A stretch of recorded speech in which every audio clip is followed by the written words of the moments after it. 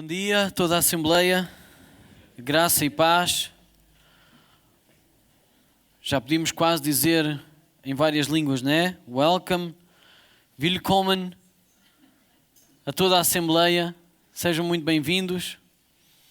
É um prazer nós podermos estar aqui hoje em obediência àquilo que é o mandato, a ordem, a todos aqueles que querem respeitar e obedecer ao Senhor neste mandamento tão bonito que é participar da mesa do Senhor, aquela mesa, aquela ceia que o Senhor participou com os discípulos e que a partilhou com os seus discípulos naquela última noite, na noite em que foi traído, e Ele hoje está a partilhar connosco.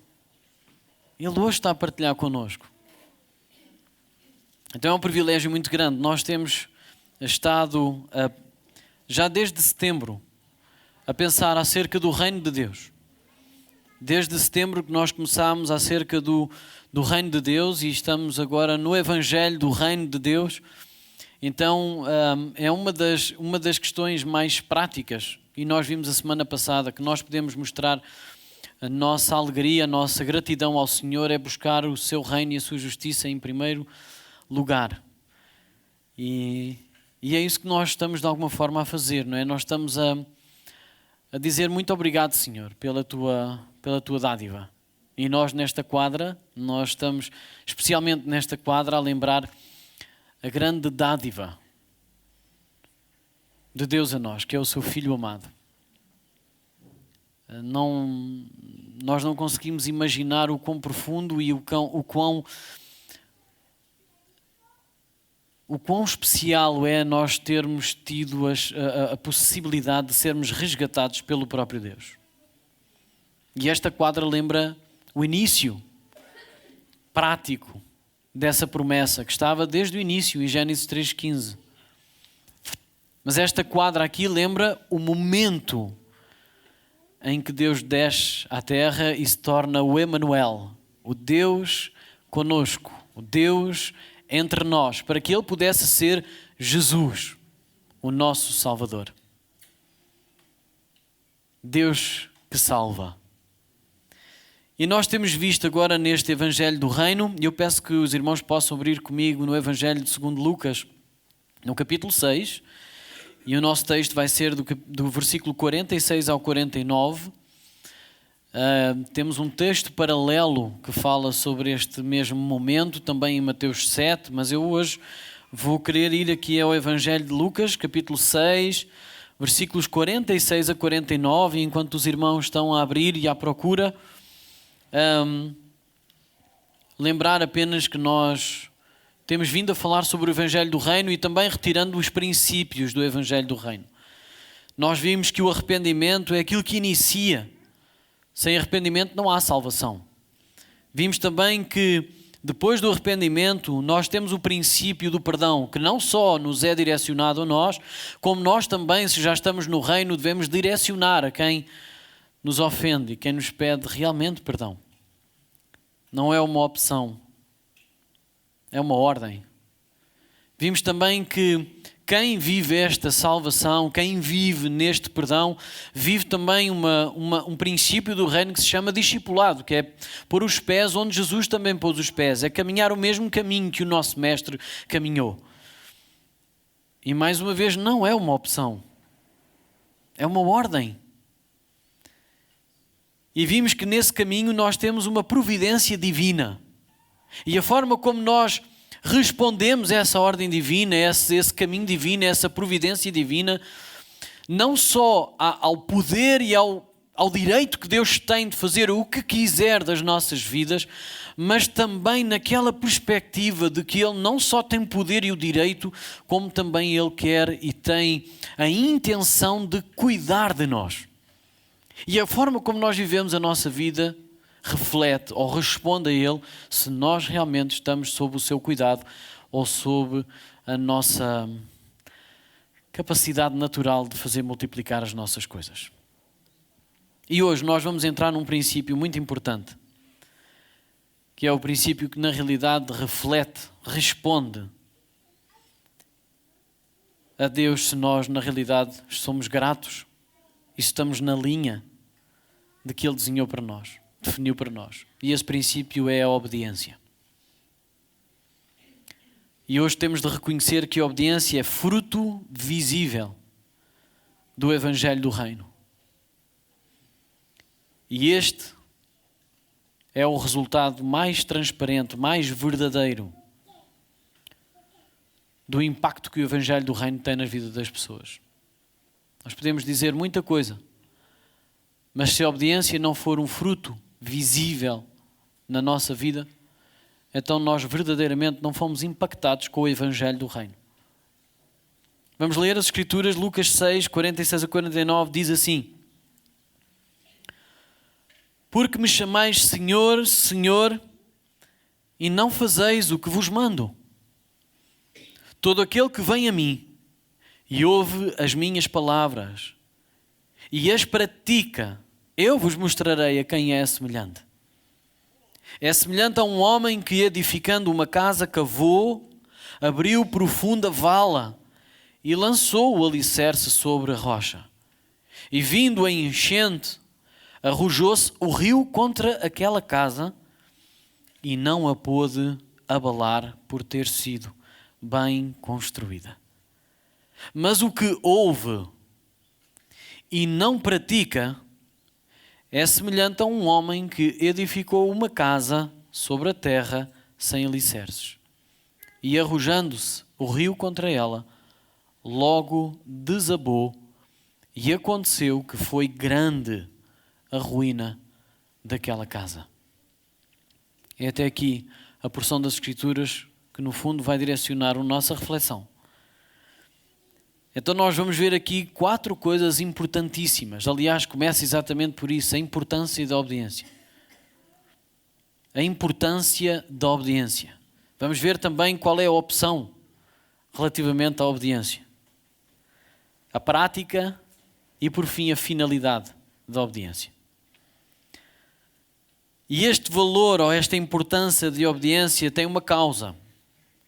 Porque foi a falta de obediência que levou a humanidade ao pecado, que colocou a humanidade debaixo do pecado. Então a falta de obediência a este Senhor, o Criador dos céus e da terra, foi isso que levou a humanidade a estar debaixo da consequência da desobediência, que foi o pecado e a morte. Mas também pela obediência de Jesus, é-nos permitido fazer o caminho inverso.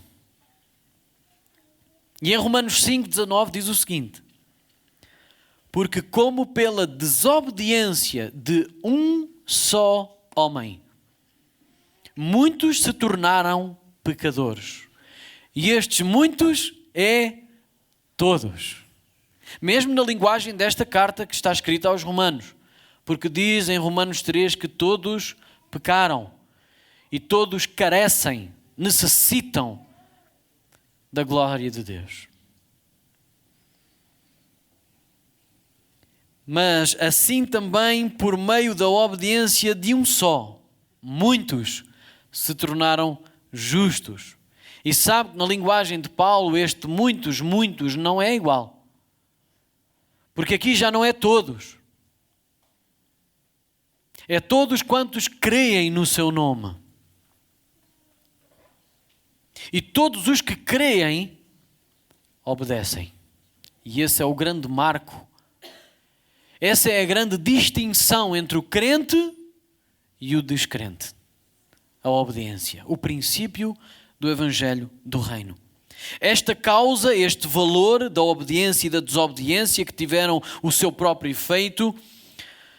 Há um efeito da obediência de Cristo. Qual é o efeito? É que a obediência de Jesus não elimina a nossa chamada à obediência, a nossa responsabilidade nesta obediência. Por isso nós podemos dizer que não é todos, pela obediência de Jesus, se tornaram crentes. Mas pela obediência de Jesus nós temos a possibilidade de ser obedientes. Na verdade, a obediência de Jesus convida-nos, ensina-nos, capacita-nos a viver em obediência ao chamado de Deus, a caminharmos em direção a Deus. Romanos 1, versos 4 a 6, diz o seguinte: E foi designado Filho de Deus com poder, segundo o Espírito de santidade pela ressurreição dos mortos, a saber, Jesus Cristo, nosso Senhor, por intermédio de quem viemos a receber graça e apostolado por amor do seu nome. Qual é o efeito, irmãos? Leiam comigo. Para a obediência por fé. Para a obediência por fé. Entre todos os gentios. Entre todos os descrentes. Não é somente entre os crentes. Entre todos os descrentes, os gentios, os pagãos, aqueles que não consideram Deus como Senhor. Cujo nome sois também chamados para serdes de Jesus Cristo. E esta obediência de Jesus teve um custo. E nós vemos esse custo em Hebreus, no capítulo 5, do verso 7 a 9. Porque muitas vezes nós apresentamos a nós mesmos um evangelho diferente daquele que está escrito. Como se Jesus, sendo Deus, não tivesse que sofrer pela nossa causa. Que tivesse sido uma coisa qualquer assim, simples. No entanto, em Hebreus, no capítulo 5, versículo 7 a 9, diz o seguinte: Ele, Jesus, nos dias da sua carne, tendo oferecido com forte clamor e lágrimas e súplicas a quem o podia livrar da morte, e tendo sido ouvido por causa da sua piedade ou da sua santidade, da sua pureza, embora sendo filho, aprendeu a obediência pelas coisas que sofreu. A obediência de Jesus teve um custo. E em Filipenses 2, versículo 8, diz o seguinte. Mas deixem-me terminar, não tirem já o versículo anterior, deixem-me só terminar este, porque é muito importante esta parte. Nós, colocando somente em Jesus, parece que começamos a pôr sempre só responsabilidade em Jesus, e na verdade Ele tem a responsabilidade de tornar este caminho possível, mas Ele não retira a responsabilidade do crente de viver em obediência. Diz o seguinte: embora sendo filho, aprendeu a obediência pelas coisas que sofreu e tendo sido aperfeiçoado. Muitas vezes nós pensamos que o caminho da santidade é apenas um clique. Essa é a justificação em Cristo. É num momento único. Mas a santificação, o aperfeiçoamento dos crentes é dia após dia a viver em obediência ou em desobediência. Diz assim em Filipenses 2, 8. Assim mesmo se humilhou, tornando-se obediente até à morte e morte de cruz. Este, na realidade, foi o custo maior. Foi a sua morte. E não foi uma morte qualquer. E não estamos aqui apenas a falar da morte física. Ou da dor física. Permitam-me assim dizer. Estamos a falar principalmente no pecado que pousou sobre os seus ombros. O pecado de toda a humanidade, de todo o tempo. Não é apenas o meu pecado. É o pecado de toda a humanidade, de todo o tempo, de todos aqueles que seriam salvos, justificados por esta condição de Jesus, por esta obediência de Jesus. Assim mesmo se humilhou, tornando-se obediente até à morte e a morte de cruz. Mas há também um proveito nesta obediência. E por isso nós temos que entender esta importância toda do que é este princípio da obediência. Há um proveito. E ao lermos alguns textos bíblicos sobre a obediência, ficamos com a imagem clara de que a obediência é algo essencial na doutrina da salvação. Nesta doutrina da redenção, do resgate que nós falamos. E verificamos isso em primeiro lugar em Jesus Cristo, pela obediência que Ele teve ao plano divino da redenção, e posteriormente este torna-se um marco de distinção de todos aqueles que creem. Verdadeiramente creem. de todos quantos estão guardados em Cristo. E mesmo com a corrente deste mundo a arrojar-se sistematicamente e diariamente contra os crentes, eles jamais serão abalados. Foi isso que acabamos de cantar, não foi, irmãos? A obediência revela-se na resposta mais sincera que eu tenho para dar a Deus. A obediência não é a oração mais bonita. A obediência é a forma de vida mais sincera que revela o impacto que o Evangelho do Reino teve na minha vida. A grande resposta que o Senhor pede de mim não é uma oração bonita, é uma vida sincera em obediência àquilo que Ele determinou. E a obediência revela-se na resposta mais sincera de uma verdadeira salvação que vem pela graça. Deixem-me fazer já aqui, não é uma nota de rodapé, é um chavão. Não é a obediência a Cristo, não é a nossa obediência a Cristo que nos salva. Mas a verdadeira salvação produz obediência a Cristo. Eu vou fazer este chavão, depois de falar deste princípio da obediência. Não é a nossa obediência a Cristo que nos traz salvação, mas a salvação que chegou a nós pela obediência de Cristo produz obediência. Essa é a resposta mais sincera que o crente tem. E é o marco mais distinto do verdadeiro crente. É a sua obediência a Cristo. E talvez uma das declarações de Jesus mais difíceis de escutar são estas que nós acabamos de ler em Lucas 6, mas que também está repetida paralelamente em Mateus 7. E deixem-me lembrar o seguinte, este é o Sermão do Monte, o Sermão da Montanha. É assim que este sermão termina, com palavras duras, mas ao mesmo tempo profundas, que ainda hoje ecoam por toda a humanidade. Porque me chamais Senhor, Senhor, e não fazem o que eu vos mando.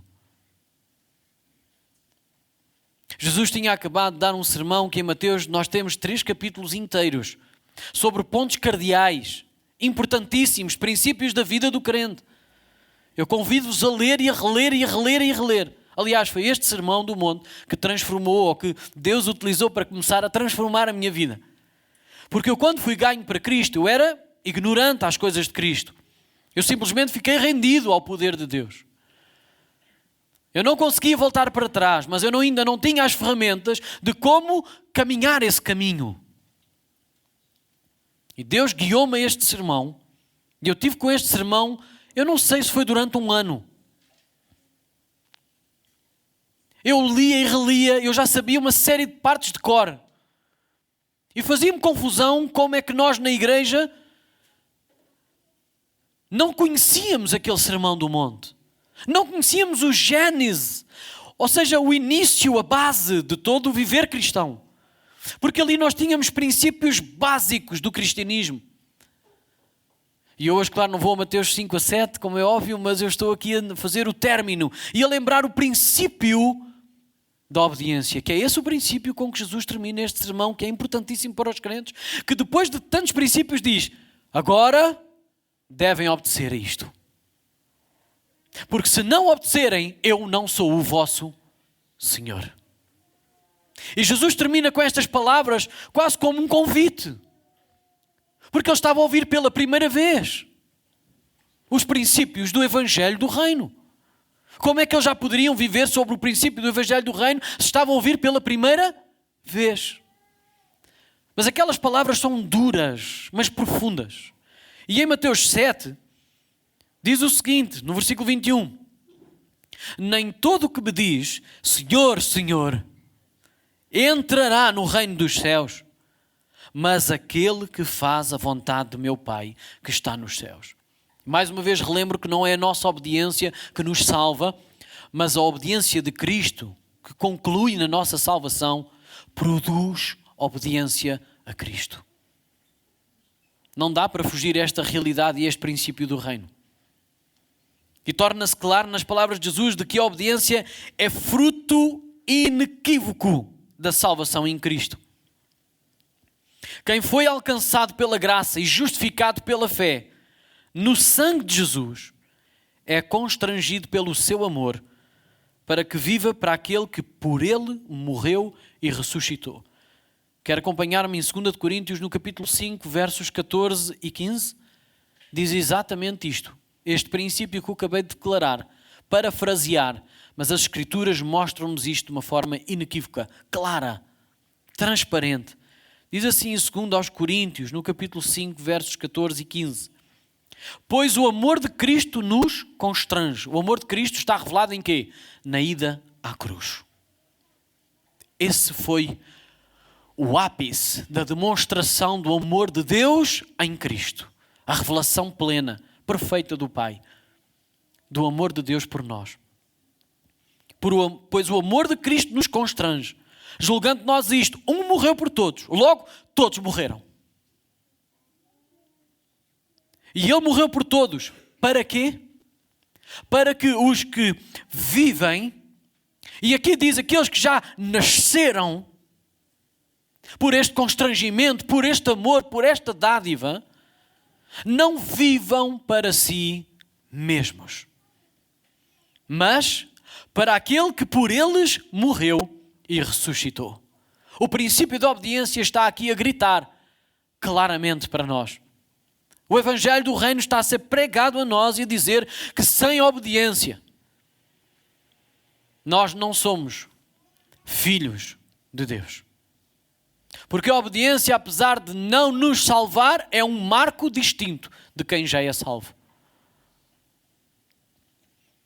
E a obediência, vamos pensar na opção. Qual é a opção que eu tenho? De obedecer ou não obedecer? A obediência não é opção. A obediência não é opcional. No último sermão de Jesus aos seus discípulos, na noite em que foi traído, Jesus declarou, João 14, verso 15, se me amais,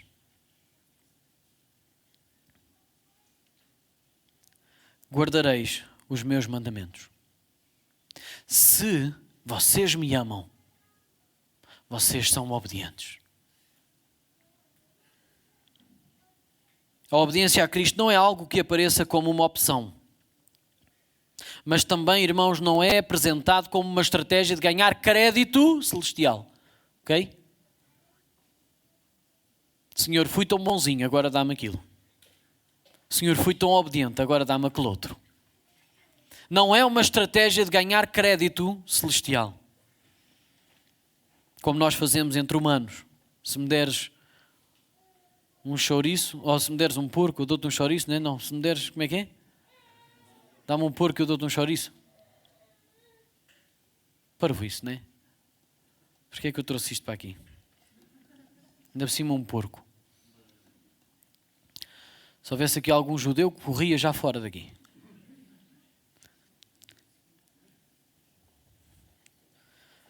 A obediência é o resultado mais evidente de uma verdadeira comunhão com Cristo.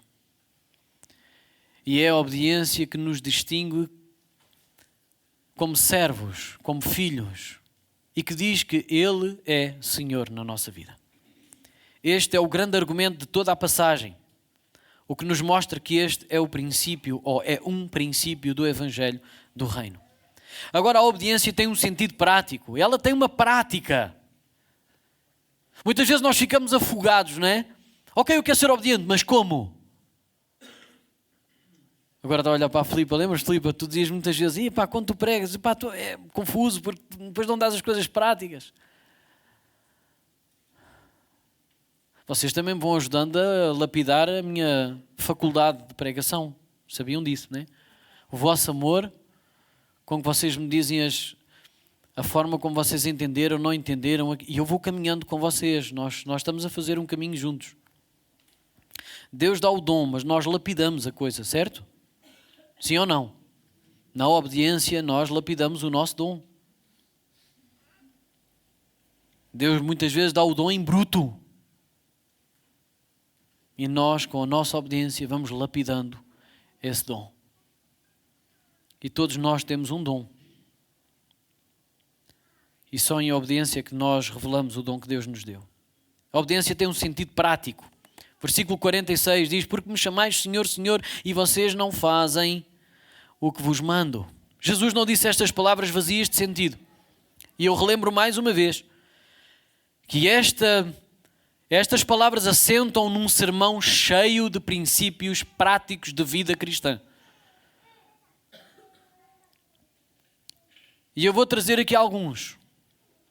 O primeiro dele é falando das bem-aventuranças. As bem-aventuranças lembram que nós, o verdadeiro crente, reconhece a sua pobreza espiritual e reconhece, então, a dependência espiritual que está em Cristo. Então nós vivemos em dependência espiritual constante. Nós não achamos que temos a resposta toda em nós mesmos. Mas nós dependemos espiritualmente do Senhor todos os dias, sem exceção. É somente pela sua graça que vivemos. E as bem-aventuranças descritas em ambos os evangelhos descrevem o impacto desse reconhecimento, desse arrependimento, dessa mudança de entendimento, de que nós não dependemos mais de nós. E sabe, ele faz um contraste, e no Evangelho de Lucas, se vocês repararem nisso, ele faz um contraste com uma outra parte. Mas há uma outra dependência, que a vingança não é uma expressão do crente. A vingança não é uma expressão do crente. E nós muitas vezes temos aqui algumas dificuldades, porque nem sempre nos apercebemos. Mas uma reação pode ser considerada como vingança, como resposta, como retaliação. Porque vingança é a ação de retaliar. Ou causar dano a alguém em resposta a uma ofensa percebida. Uma injustiça ou um dano que foi feito anteriormente. É a resposta que nós damos na medida em que nós sentimos a injustiça. E nós neste sermão fomos convidados a não nos vingarmos, a não respondermos na mesma moeda, a não respondermos a uma injustiça com a nossa justiça pessoal. É uma coisa prática. Porque me chamais Senhor, Senhor, e não fazeis o que vos mando. Tenham em atenção sempre esta pergunta, porque esta é a pergunta da base de todo o texto. Aquelas duas imagens da pessoa que constrói, é isso que nós estamos a fazer. Nós estamos a construir a nossa casa sobre a rocha. E estamos a fazer o quê? A cavar bem fundo para encontrar o alicerce verdadeiro. E o alicerce verdadeiro está em Cristo. E Cristo diz-nos para nós vivermos desta maneira prática. Dependermos dele de uma forma total. Vimos a semana passada que não era somente fisicamente, mas era espiritualmente. Mas fisicamente também nós damos essa resposta. É preciso entender que a vingança é uma forma de retaliação sobre algo que entendemos ser justo para o momento. Eu não vejo um crente dizer: eu estou a fazer assim porque eu quero ser desobediente. Não, é porque naquele momento, na cabeça daquela pessoa, ela está a praticar a justiça. Mas já vamos ver no texto se essa é realmente a justiça de Deus ou se é a justiça pessoal.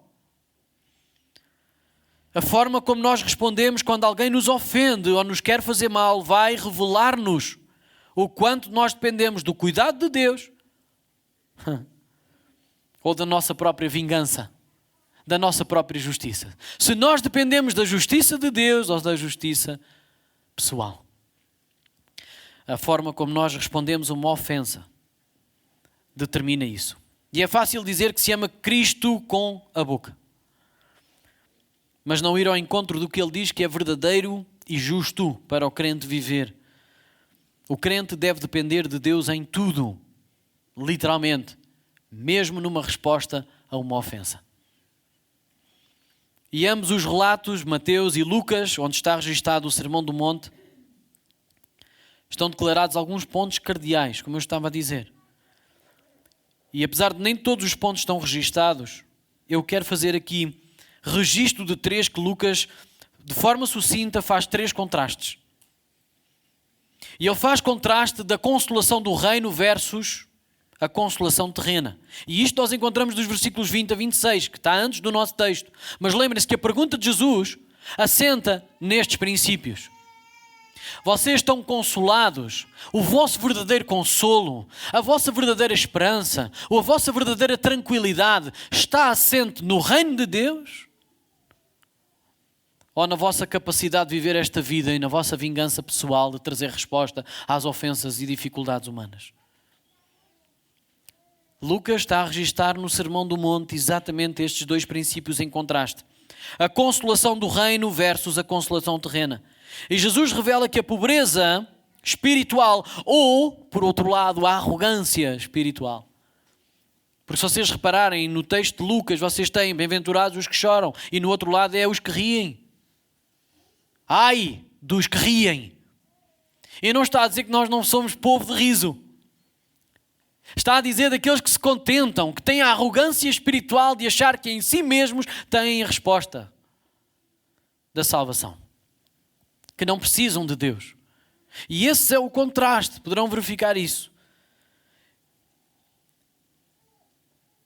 Mas aquilo também está a dizer, Jesus revela que a pobreza ou arrogância de espírito não está na quantidade de matéria que possuímos. Porque muitas vezes nós pensamos, será que eu tenho que ser pobre para ser crente? Não tem a ver com o poder material, com a quantidade material que eu possuo, mas na consolação que isso produz na nossa vida. Se aquilo que me consola verdadeiramente são as posses que eu tenho, se aquilo que me traz tranquilidade verdadeira é eu ter X coisas à minha volta, e Deus consegue entender qual é a nossa verdadeira consolação, se ela permanece no reino celestial de Deus com todas as promessas que já fomos abençoados em Cristo Jesus, ou se é nas coisas materiais à nossa volta. E este é um termómetro para a saúde espiritual. É nós olharmos à nossa volta e perceber o que é que me traz consolo, tranquilidade, paz, satisfação verdadeira. E cuidado, irmãos, porque este mundo cada vez está mais material. Ok? Se há 20 anos atrás, quando eu pregava sobre o Natal, não era necessário lembrar que era Jesus, neste momento, vocês não veem uma única palavra sobre Jesus nas televisões, nas rádios. Não veem nada. Foi apagado. O nosso mundo está materialista, está humanista, está virado e centrado no homem e na mulher e naquilo que nós conseguimos satisfazer-nos a nós mesmos. E isto é um grande perigo. Mas também há um contraste entre exercer vingança e exercer amor. Versículos 22, 27 e 36. Porque Jesus diz o seguinte: digo-vos, porém, a vós outros que me ouvis, amai os vossos inimigos. Fazei bem, ou o bem, aos que vos odeiam. Bendizei aos que vos maldizem. Orai pelos que vos caluniam. Versículo 35 diz o seguinte: amai, porém, os vossos inimigos. Fazei o bem e emprestai sem esperar nenhuma paga. Será grande o vosso galardão e sereis filhos do Altíssimo. Pois Ele é benigno até para com os ingratos e maus. Sabe que exercer amor em lugar de vingança é algo que não é natural ao ser caído. Aquela pessoa que é dominada pelo pecado não consegue ter este tipo de expressão. A única reação que sai do seu coração é a vingança, é a retaliação, é a resposta. E sabe porque é que eu estava a dizer que era para nós percebermos se era na nossa justiça ou na justiça de Deus? É porque na justiça de Deus nós temos que mostrar Deus nessa ofensa. Sabe como é que nós mostramos Deus quando somos ofendidos? Amar a pessoa que nos ofendeu. Essa é a resposta da obediência a Cristo. Todos nós falhamos nisto, irmãos. Porque o nosso primeiro impulso é retaliar. Responder na mesma moeda. E dizemos a nós mesmos, isto é só para a pessoa perceber que errou. Não é, irmãos. É para satisfazer a nossa carne. É para nós entrarmos em desobediência a Deus, mesmo que seja inconsciente. Mas Deus está a dizer-nos: porque é que vocês me chamam Senhor, Senhor, mas não fazem o que eu vos mando? Foram ofendidos? Amem a pessoa. A pessoa fala mal de vocês, falem bem deles. E agora nós dizemos: não posso mentir. Isso é arrogância, irmãos. Todos nós temos pontos bons e pontos menos bons. Só que nós, quando somos ofendidos, o que é que nós queremos olhar? E só se ressalta o quê? Os pontos negativos. Porquê? Por causa do pecado que não nos deixa ver o bem que a outra pessoa também vem. Sabe porquê que diz isso? Porque Deus é benigno para bons e maus. Então eles também conseguem refletir alguma coisa boa, mesmo sendo maus. Certo? Exercer amor em lugar de vingança é algo que não é natural ao ser caído. A vingança é uma reação natural do pecado. Enquanto o amor, no lugar da vingança, agora reparem o que eu vou dizer, é o ato consciente. É uma decisão consciente, muitas vezes dura de fazer, com sofrimento. Mas é o ato consciente de quem pertence a Deus e quer viver em obediência. Não é um ato inconsciente, é um ato consciente. E quero-vos dizer o seguinte: é em sofrimento. Porque se o nosso próprio Mestre, na sua carne, sofreu e foi aperfeiçoado na obediência, pediu com forte clamor e lágrimas em relação à sua morte. O que é que foi a morte de Jesus? Senão a negação, a rejeição de toda aquela malta ali da Palestina. Mas mais do que isso, não foi só. Foi também o meu pecado que estava sobre ele. E o vosso pecado que estava sobre ele. E ele agiu em amor com a nossa ofensa. Ele não desistiu de ser obediente e obediente até à morte. E uma morte de cruz. E nós ofendemos Jesus até à morte. Porque foi só depois da morte. Foi só depois da morte. Foi só depois da ressurreição que ele começou a ser visto com olhos de quem ele verdadeiramente era. E os exemplos práticos estão escritos. Amar os inimigos, fazer bem aos que nos odeiam, falar bem de quem fala mal de nós e orar pelos que nos acusam falsamente. E agora tenho que fazer uma pergunta a mim mesmo e vocês terão que fazer essa pergunta a vós. Tenho mais prazer em Deus e de cumprir a sua vontade, mesmo sofrendo o dano? Ou eu tenho sempre que me satisfazer com uma retaliação humana porque não consigo viver de outra maneira? E esta pergunta vai ajudar-nos a partir de hoje a vivermos em obediência ou a permanecermos em desobediência. E há um outro princípio que é o juízo temerário versus o discernimento espiritual. E isso nós encontramos nos versículos 37 a 42, que é mesmo antes desta pergunta de Jesus: porquê é que vocês me estão a chamar de Senhor, Senhor, mas não querem fazer o que vos mando? Depender de Deus em todas as coisas, amar o inimigo e agora não fazer juízo temerário, mas ao invés do juízo temerário ter discernimento espiritual. O que é isso de juízo temerário? É um juízo apressado, ingrato, infiel à verdade, com soberba. Sabe, é aquela arrogância que nós temos, todos temos. Eu não estou a falar dos pecadores, estou a falar de nós. Todos temos esta arrogância, que ainda só vimos a cara de alguém e já julgámos tudo. E não vale a pena abrir a boca, porque já tirámos o print todo. Nós naquele momento somos Deus. Já fizemos o scan todo, já vimos tudo. Nem uma ressonância magnética era tão perfeita como os nossos olhos. Já vimos tudo. E isto é o juízo temerário do qual nós somos advertidos por Jesus. E quem vive por este princípio está a viver em desobediência. Porque aquilo que Deus nos pede é para nós vivermos em discernimento espiritual. Sabe o que é que isso quer dizer nesta prática específica?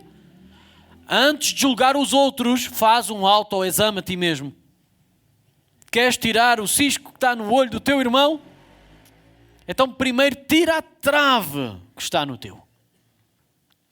Quem vive ajuizando os outros, ao invés de fazer um autodiscernimento espiritual sobre a sua condição, está a viver em desobediência a Deus. Porque para viver em obediência a Deus é, antes de julgares o teu irmão, julga-te primeiro a ti. E sabe uma coisa, se nós formos verdadeiros, nós vamos logo ser repescados, transportados para aquela parábola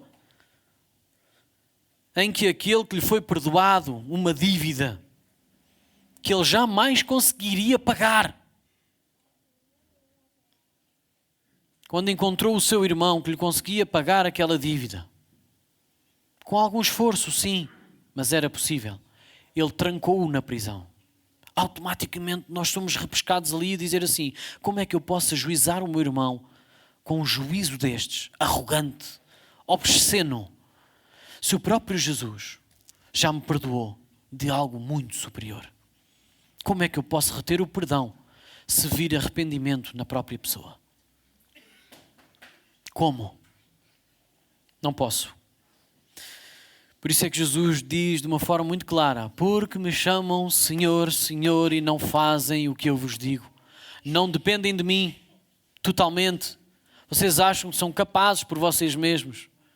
Estão a deleitar-se apenas no prazer terreno, ao invés de cultivar o desejo e a alegria e a tranquilidade de viver num lugar celestial, como está em Cristo Jesus, e ser abençoado com todas as bênçãos espirituais. Não são terrenas, são espirituais. Mas também diz: como é que vocês querem viver em constante retaliação, em resposta humana, ao invés de vocês amarem os vossos inimigos, a quem vos faz mal, a procurarem palavras positivas a quem diz palavras obscenas para vocês, a pessoas que vocês sabem que falam mal de vocês orarem por eles. É isso que a Bíblia nos diz. Sabe o que é que a carne nos diz? Não vou ser o quê? Não vou ser mentiroso. O que é que a pessoa tem de dizer bem? O que é que a pessoa tem de bem para eu dizer? Vou ser o quê? Hipócrita? Esta é a palavra que nós dizemos a nós. Mas sabe o que é que Deus está a dizer? Não olhes para esse juízo temerário. Ama os inimigos. Aqueles que têm razão de ser chamados inimigos. Não é os inimigos que tu não é os amigos que tu não consegues ver que são amigos. É realmente os inimigos. Aqueles que vos querem mal. Têm razão em pensar que eles vos querem mal. Têm razão em pensar que eles falam mal de vocês. Têm razão em pensar que eles vos querem tratar mal. Amem essa malta. E vão estar em obediência. E sabe mais? O crente submete-se às Escrituras e a esta ordem de Deus. Porque aquela malta que estava a ouvir Jesus, muitos discípulos, fariseus e saduceus, não se submetiam às Escrituras e eles não amavam os seus inimigos. Eles inclusivamente ensinavam o contrário. Eles diziam: amem os vossos amigos, a vossa família, e odeiem os vossos inimigos. Mas sabe o que é que está escrito em Levítico 19:18? Não te vingarás, nem guardarás ira contra os filhos do teu povo, mas amarás o teu próximo como a ti mesmo. Eu sou o Senhor. Não é apenas a família, é o próximo. E para que não restassem dúvidas, diz assim Levítico 19:33 e 34, é o mesmo capítulo. Estamos a falar do livro da lei. Se o estrangeiro, então já não tem a ver com a família, nem tem a ver com o judeu. Se o estrangeiro peregrinar na tua terra, na vossa terra, não o oprimireis. Como natural, tal e qual como vocês que vivem aqui, será entre vós o estrangeiro. Qual é a diferença entre um e outro? Zero. Para Deus é zero. Como é que eles tinham de viver? Com zero diferenças. Não era com impostos diferentes e requisitos diferentes e obrigações diferentes. Será entre vós o estrangeiro que peregrina convosco. Amá-lo-eis como a vós mesmos. Qual era a ordem? Amar na mesma medida. Pois estrangeiros fostes na terra do Egito. É preciso vos lembrar disto mesmo? Eu sou o Senhor vosso Deus. Quando Deus termina com estas palavras, Ele diz automaticamente: quem quer viver em obediência tem que fazer o que eu mando. Não há hipótese para fugir daqui. Mas eles não ensinavam assim. E sabem que mais, infelizmente, temos de reconhecer que gostamos de concordar com a cabeça, que este é o ensino verdadeiro. Mas quando temos a oportunidade de exercer esta realidade, ou seja, de amar os nossos inimigos, nós ficamos receosos.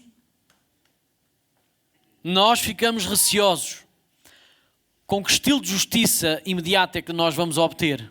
O que é que me vai acontecer? Vou ser tão massacrado. Quando é que eu ponho termo a isto? É assim que nós vivemos, sim ou não? Com medo daquilo que os outros conseguem provocar na nossa vida. O quanto eles conseguem destruir a nossa imagem. Mas o que é que o Senhor diz? Não é a tua guerra. Não retalies, ama. Não retalies, ora. Não retalies, abençoa. Esta é a obediência. Então qual é a finalidade da obediência? Porque nem sempre o lucro da obediência é visível ao crente. Por isso é que a Bíblia diz: sofre o dano se for necessário. E nós somos gente,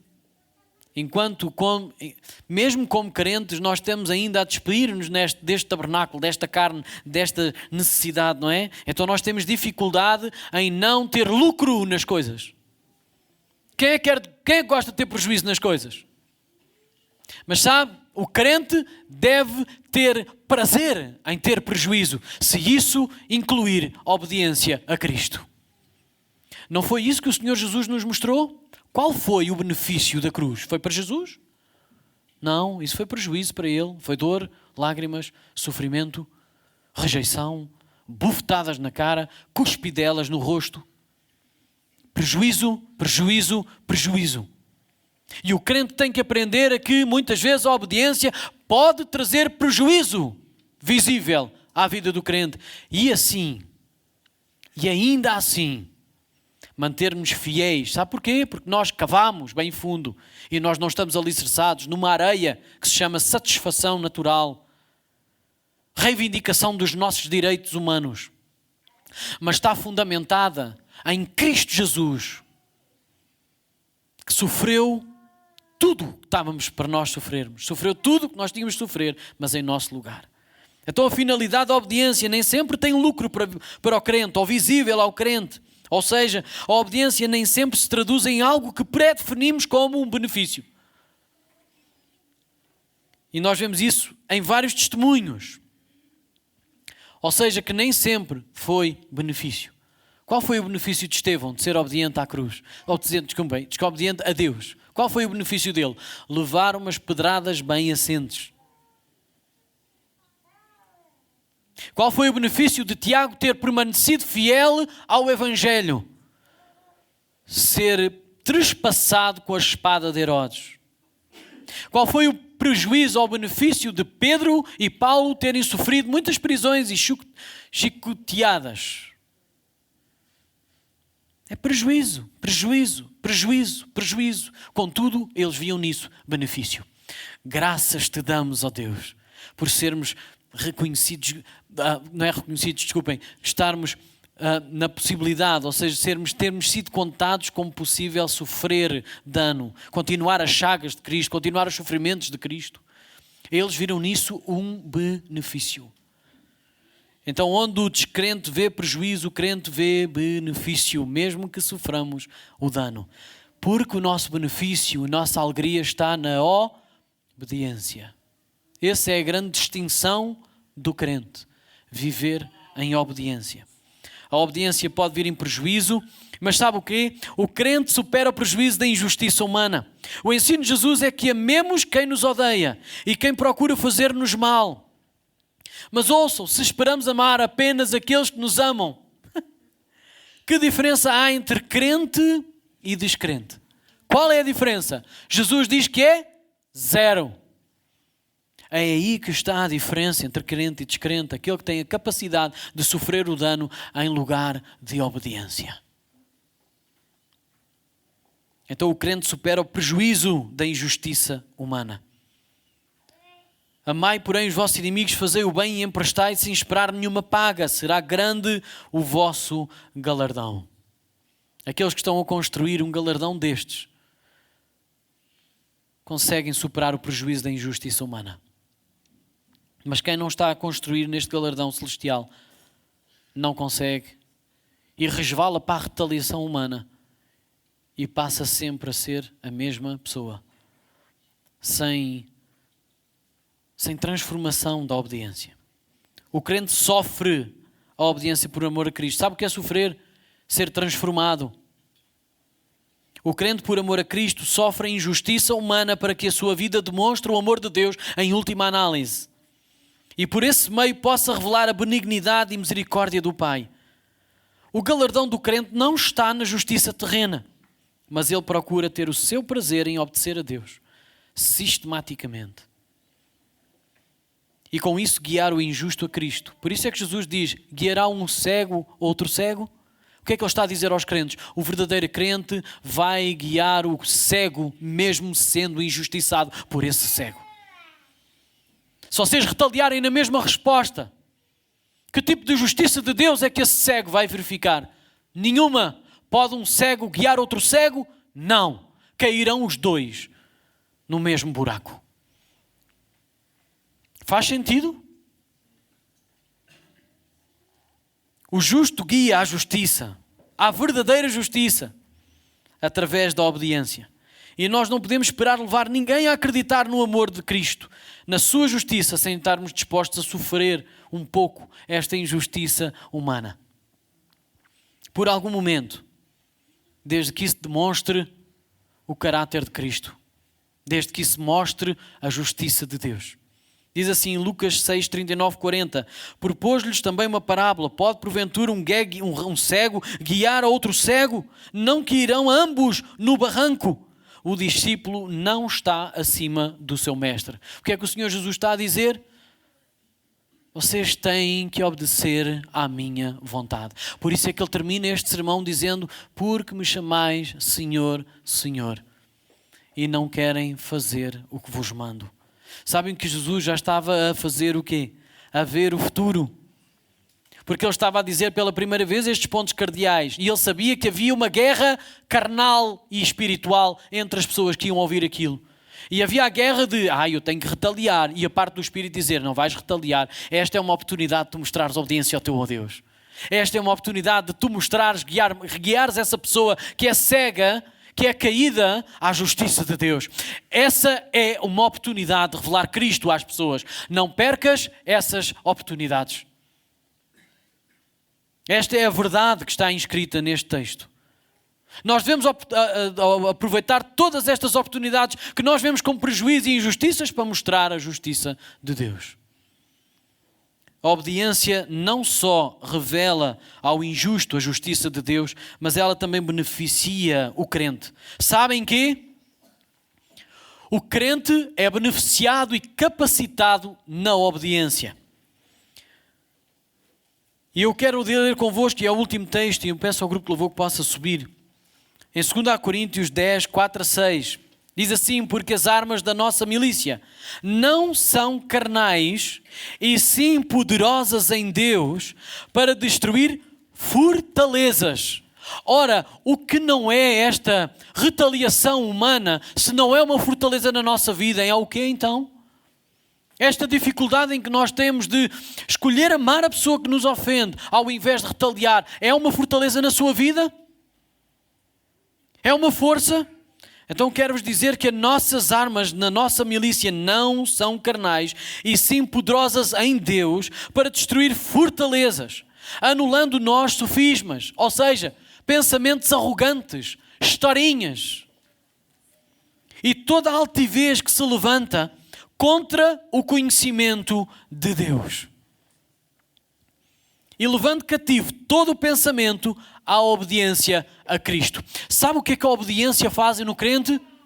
Faz isto, capacita-nos, porque diz, e estando prontos para punir toda desobediência, uma vez completa a vossa submissão. Sabe qual é a primeira desobediência que vocês têm que punir e que têm que destruir? É a nossa pessoal. Nós normalmente lemos estes textos e pensamos, eu vou ser uma arma de Deus para aniquilar a desobediência dos outros. Antes de julgares o outro de forma insensata, julga a ti mesmo primeiro. Faz o exame onde tu estás, quem tu és. E é com estas as palavras que nós vamos ter o privilégio de louvar a Deus pela a partilha, o convite a esta ceia, em que Ele nos demonstrou que Ele esteve sempre pronto para destruir a nossa desobediência. Indo àquela cruz. Porque antes nós não éramos capazes sequer de pensar que estávamos em desobediência. E agora que nos foi revelado em Cristo a obediência, nós podemos seguir esse mesmo caminho, em direção a Deus. E essa é a nossa responsabilidade, sistematicamente. Vamos louvar o Senhor.